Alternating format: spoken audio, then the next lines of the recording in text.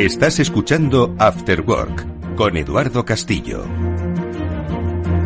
Bueno, pues estamos hablando del Threat Landscape Report. Es un informe que se lleva a cabo desde Thales S21Sec con respecto a 2024, los últimos 6 meses. Bueno, eso significa que se ha visto con detenimiento, ¿no? Y se han sacado buenas conclusiones. Y seguro que muchas de ellas estaba sintiendo, ¿verdad? Cuando estábamos hablando de las noticias, no solo conocía las noticias, sino entendía un poco el trasfondo de ellas. Y supongo que esto nos va a ayudar a hacer un mapa sobre cuáles son ahora mismo las amenazas para este 2025, que, ojo, evolucionarán, ¿eh?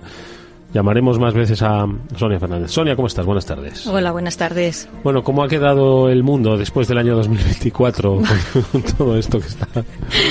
Bueno, pues como bien has dicho, este informe lo hacemos cada 6 meses, desde hace varios años, con lo cual tenemos pues como una visión muy profunda cada 6 meses que está pasando. Y la verdad que las tendencias más o menos pueden transcribir de la misma forma, o sea, pues suelen ser ransomware, malware, grupos hacktivistas, etcétera, pero sí que es verdad que hay tendencias que han avanzado más, que se han vuelto más complejas, por ejemplo, el uso de vulnerabilidades. Pues se ha visto pues un aumento del uso de vulnerabilidades, sobre todo zero day, que son aquellas pues que no tienen parche todavía por el proveedor y que no se pueden solucionar hasta que efectivamente pues son explotadas. Uh-huh. Y sobre todo pues eso, vulnerabilidades pues que son más sofisticadas y más complejas, ¿no? Entonces se ven las mismas tendencias, pero sí que hay una evolución, digamos, en su sofisticación, al igual que pasa con el ransomware o el malware, es decir, los malos también van progresando. ¿Qué te parece eso del uso de vulnerabilidades que nos dice Sonia? Que pues al final es un poco el primer paso para poner el pie dentro de una organización. Al final siempre tienes, yo creo, 2-3 formas más clásicas de poner el pie. Disculpadme que estoy con la garganta fatal. El primero es la explotación de una vulnerabilidad de un ordenador que tengas expuesto en Internet. El segundo muchas veces es el uso de credenciales, como hemos hablado antes, robadas. Y el tercero puede ser también el descuido muchas veces de los trabajadores pinchando en algún malware, en algún software malicioso que les hayan hecho llegar por la vía que sea. La verdad es que es un informe bastante completo y la verdad me llama mucho la atención que el ransomware todavía a día de hoy siga siendo ese software tan exitoso en la parte de ataques. ¿Qué crees que tienen que hacer las organizaciones y las empresas para poder protegerse de estos ataques, Sonia?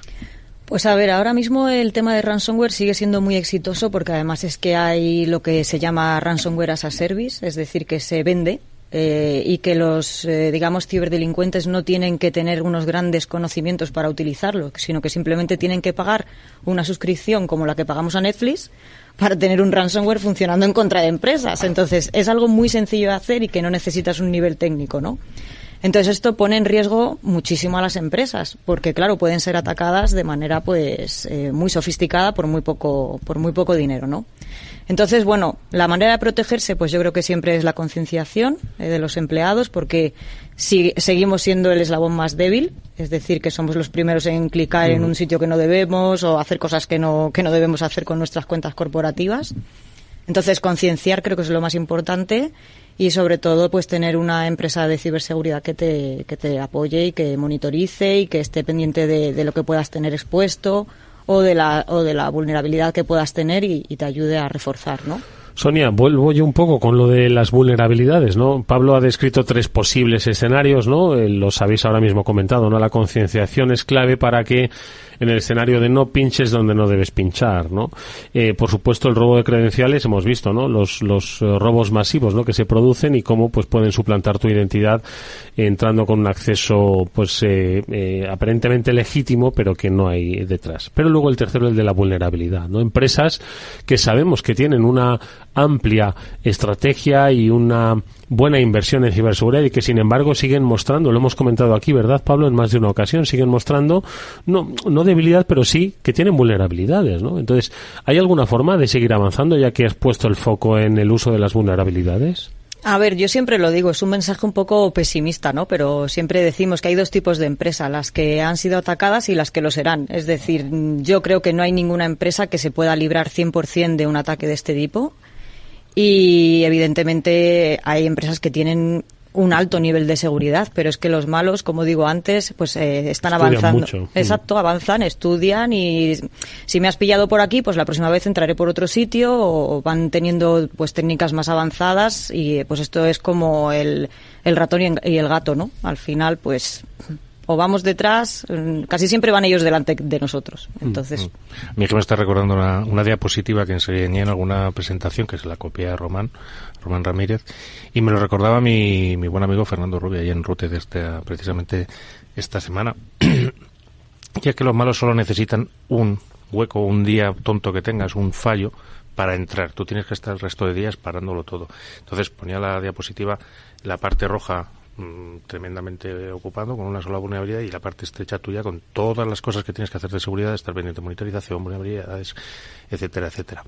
Yo aquí te iba a preguntar, en general las empresas, ¿crees que tienen, precisamente ahondando en la parte de vulnerabilidades que comentaba Eduardo, programas para ser consciente de qué vulnerabilidades tienes expuestas y en cuánto tiempo las tienen que corregir o cuándo crees que deberían corregirlas? a ver, yo creo que depende del tipo de empresa del que hablemos. O sea, yo, por la experiencia que tenemos con nuestros clientes, las empresas que son más grandes, que tienen mayor revenue, mayor número de empleados, es decir, lo que conocemos como una empresa que puede ser internacional o nacional, pero bastante grande. Las calificamos como IBEX, un IBEX. Exacto. Son como más conscientes de que pueden ser atacadas, se ven más en el punto de mira y puede que tengan más programas especializados para saber este tipo de cosas. Aunque también hemos encontrado empresas de este tipo con bastante inmadurez en este sentido. Sin embargo, las empresas más pequeñas o medianas, ellas mismas no se creen objetivo de este tipo de ciberdelincuentes, ¿no? Entonces tampoco tienen como la necesidad de, hoy pues tengo que hacer algo para que no me entren y me quiten los datos. Entonces ellas sí que son un poco más inmaduras y sí que cuando vienen a ti, pues realmente no saben qué tienen que hacer. Y normalmente vienen porque les han atacado, si no, no vienen. Entonces, cuando vienen es porque, oye, me ha pasado esto y yo no tengo ni idea de qué tengo que hacer aquí. Y cuando sucede, ¿qué es lo que deben hacer? ¿Cómo actúan? ¿Cómo deberían actuar las empresas cuando se produce esta explotación de una vulnerabilidad? A ver, tendrían que reportar a fuerzas policiales, lo primero, ¿no? Y después, pues, ponerse en contacto con una empresa, yo voy a hacer publicidad, como tal, SS21, ¿no? Sí. Que tenemos un servicio de DEFIR, que así lo llamamos, ¿no? Que es un servicio anti-incidentes, que evidentemente, pues, ayudamos a la empresa a superar ese tipo de incidente, tanto de cara a su imagen y marca, como al daño que ha sufrido, ¿no? A que sea lo menos posible, a mitigarlo, pues, lo antes posible y que no tenga muchas consecuencias. Y hemos visto qué es lo que tiene que hacer la empresa. ¿Qué es lo que suelen hacer los malos después de la explotación y de poner ese primer pie en una organización? A ver, lo normal es que quieran datos. Entonces lo normal es que roben todo lo que puedan en el menor tiempo posible, porque ellos mismos saben que tienen un tiempo limitado, ¿no? Entonces, pues es robar toda la información posible. También depende un poco del sector de la empresa. No es lo mismo entrar en un banco que entrar en un sector pues aeronáutico o entrar en sector defensa o a transporte, o sea, dependiendo, pero lo más normal es que quieran datos.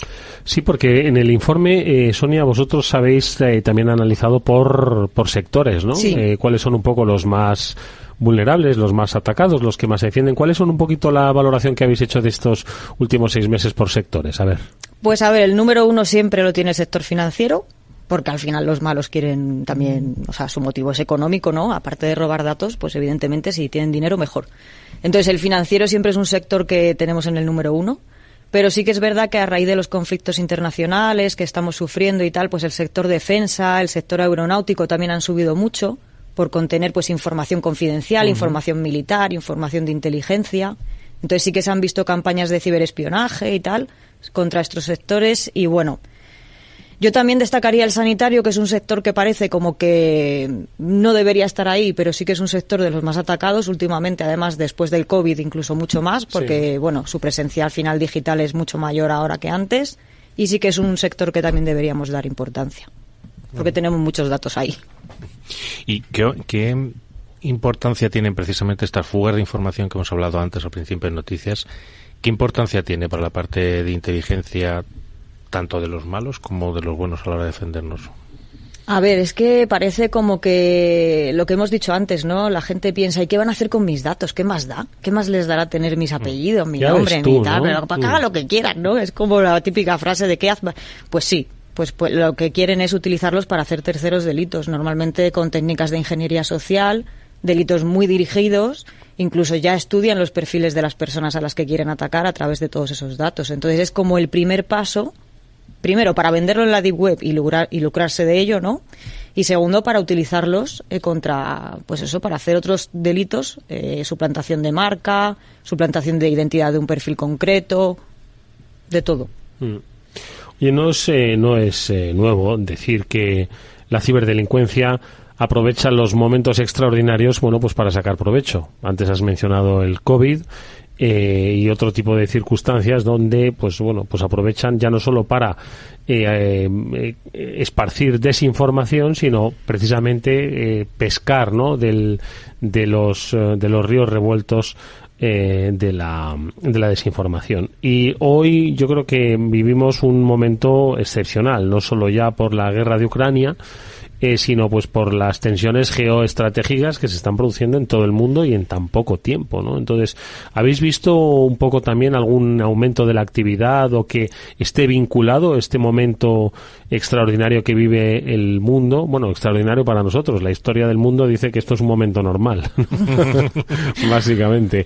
Pero, ¿estáis notando cómo si hay un aprovechamiento de estas circunstancias? Sí, totalmente. En el informe lo tenemos en un apartado que hemos llamado operaciones de influencia. Y efectivamente pues son tanto desde grupos prorrusos como pro Ucrania, como pro Israel, como pro Hamas, pues se está difundiendo muchísima desinformación. Hay webs dedicadas directamente a difundirlas, hay perfiles de redes sociales, o sea, si no estás muy atento, pues claro que puedes consumir desinformación sin darte cuenta. ¿Y en qué punto juega también esta parte geoestratégica en el que seamos objetivo de ataques? ¿Vale? Estamos viendo un momento en el que todavía están las tensiones Rusia-Ucrania, en el que muchos países se han posicionado de un lado. ¿Cuál es la consecuencia de ese posicionamiento en términos de hacking o de ciberseguridad? Bueno, pues las consecuencias las estamos sufriendo. Hoy mismo has destacado un ciberincidente que ha protagonizado No Name. No Name es nuestro enemigo desde hace tiempo, ¿no? Efectivamente son prorrusos y nosotros como más o menos nos declinamos más por la parte de Ucrania que por Rusia, pues evidentemente somos objetivo de sus ataques y ha atacado tanto instituciones públicas como empresas, como todo lo que pilla, o sea, directamente estar en este tipo de conflictos y no estar, digamos, como si fuéramos Rusia o Ucrania, sino un país que simplemente pues muestra un poco su apoyo hacia uno o hacia otro. Desde luego pues somos afectados, ¿no? Y perdona que me meta Eduardo otra vez más, que justo este tema me hace plantearme si no creemos también que el gobierno, y lo lanzo a los dos también, a ver qué opinión tienes tú, Eduardo, si los gobiernos deberían, ya que se posicionan de un lado del conflicto, no deberían proporcionar o de hablar de medidas de seguridad para sus empresas y sus instituciones. Pues hombre, en mi opinión sí. En mi opinión sí, porque esto no es que sea algo que nos haya sorprendido, o sea, esto se veía venir. Nosotros hicimos varios informes geopolíticos anticipándonos a esto, incluso a los sectores que se iban a ver más afectados. Mandamos informes a nuestros clientes de esos sectores, o sea, se veía venir. Entonces, yo creo que a nivel gubernamental, que tienen más medios de los que podemos tener nosotros, ¿no? Pues sí que es verdad que podrían haber advertido al menos de posibles ataques, aunque no somos adivinos, ¿no? Pero bueno.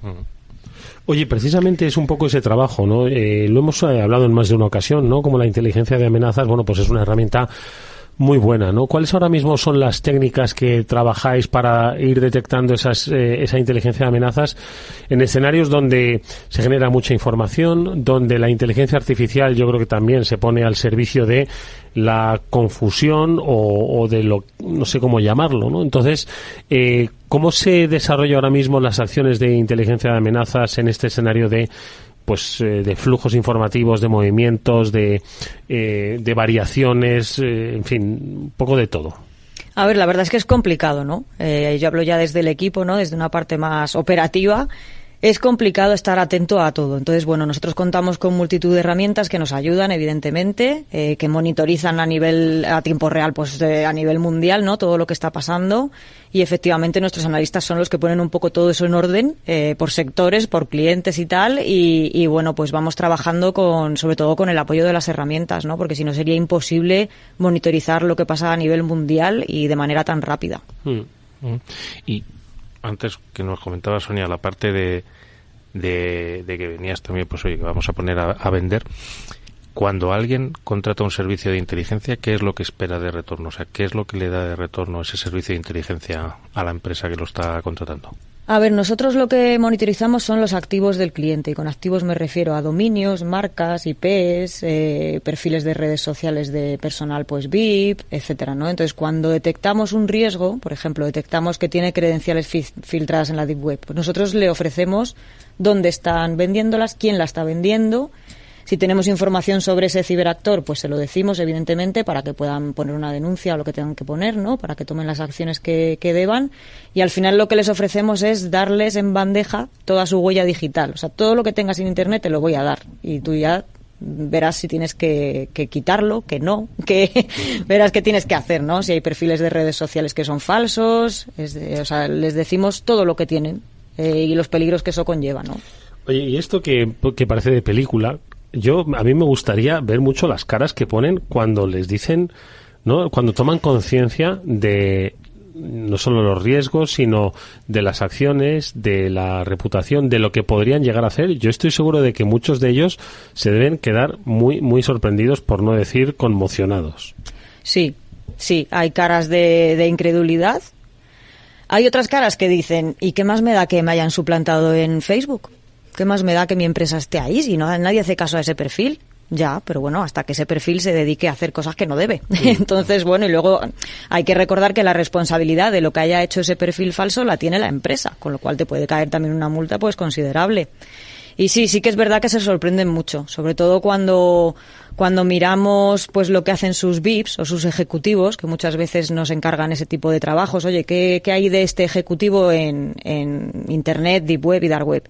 Y ven pues como sus ejecutivos se han dado de alta en donde no debían con su cuenta corporativa, o bueno, este tipo de cosas que suelen llevar pues información muy sensible, ¿no? Y que sí que se sorprenden al verlo, claro.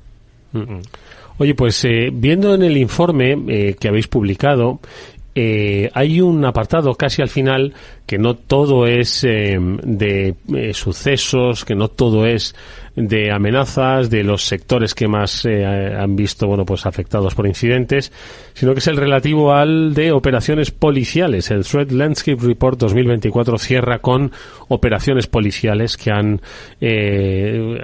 conducido, ¿no?, a la al desmantelamiento de o bien redes o bien operaciones delictivas. Entonces, aquí citáis algunas, ¿no? Operación Cronos de Lockbit, la operación de Stabilis, la Serengeti, Popeye Tools, unas pocas. Entonces, yo te iba a preguntar, ¿debería haber más o son muchas para lo que podemos hacer?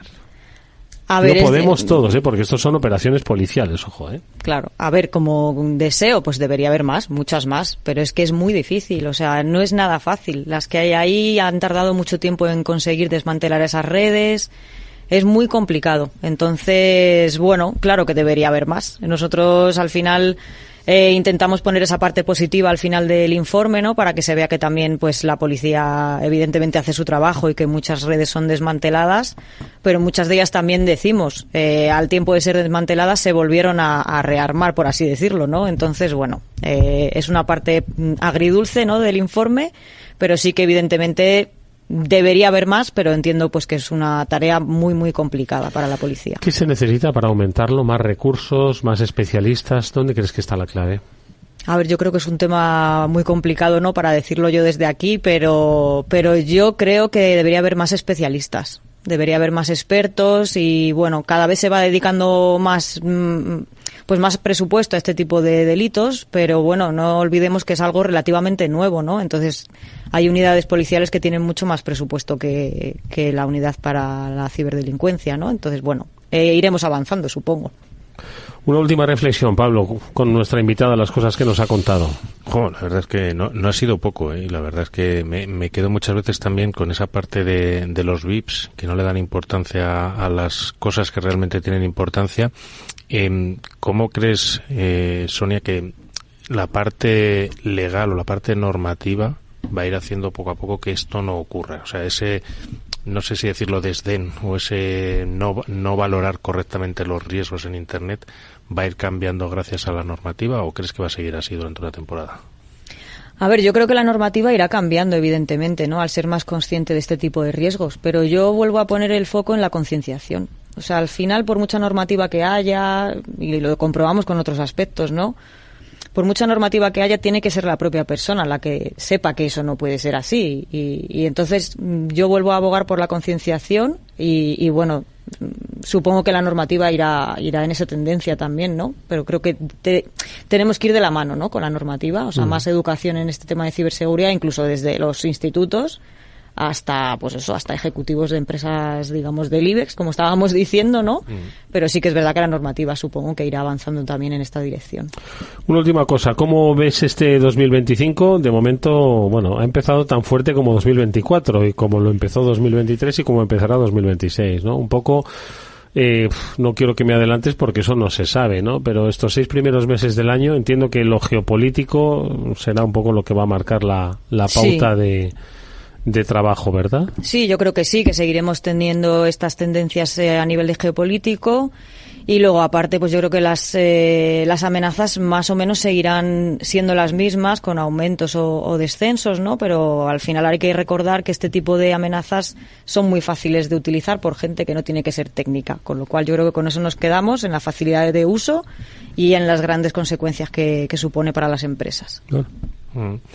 Sí, es que hay veces precisamente, o sea, yo creo que se desprecia el riesgo porque no se da cuenta la gente de cuán fácil es muchas veces arruinar una empresa o dejarla parada totalmente por culpa de un ransomware que hemos hablado, por culpa de una filtración de datos, por culpa de no tomarte en serio los riesgos informáticos. Bueno, pues yo creo que está muy interesante, ¿no? El escenario que nos dejó 2024 y que dibuja básicamente la tónica que va a tener el 2025 en materia de amenazas. Nos lo decía nuestra invitada, Sonia Fernández, que es responsable del equipo de Threat Intelligence de Thales S21SEC.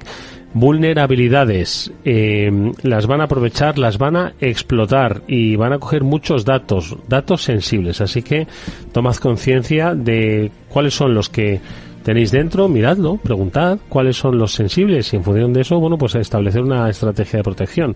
Yo creo que las herramientas y la forma de utilizarlas están ahí, solo queda la voluntad de que pongáis en marcha. Sonia Fernández, muchas gracias. Gracias a vosotros. Hasta muy pronto. Adiós.